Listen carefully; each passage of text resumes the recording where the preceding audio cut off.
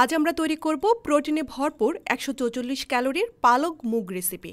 100 গ্রাম মুগ ডালে 351 ক্যালোরি রয়েছে।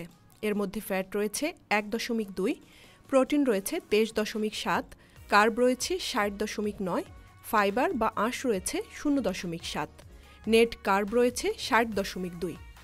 এরপর আমাদের লাগবে পালং শাক। 100 গ্রাম পালং শাকে 30 ক্যালোরি রয়েছে। এর মধ্যে ফ্যাট রয়েছে 0.4, প্রোটিন রয়েছে 2.8, কার্ব রয়েছে 6.6, ফাইবার রয়েছে 2.6, নেট কার্ব রয়েছে 4। আমরা এখানে 300 গ্রাম পালং শাক নেব। 300 গ্রাম পালং শাকে 90 ক্যালোরি রয়েছে। এরপর লাগবে আমাদের 1 টেবিল চামচ তেল, যাতে 135 ক্যালোরি রয়েছে। প্রথমেই ডালের ডাবল পরিমাণ পানি দিয়ে ডালগুলোকে সিদ্ধ করে নেব। প্যানে সামান্য পেঁয়াজ, রসুন বাটা, কাঁচামরিচ ও 1 টেবিল চামচ তেল দিয়ে ভালোভাবে ভেজে নেব।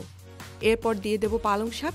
পালং শাক হাফ সিদ্ধ হয়ে আসলে দিয়ে দেব আগে থেকে সিদ্ধ করে রাখা মুগ ডাল। কিছুক্ষণ নেড়েচেড়ে উঠিয়ে নেব।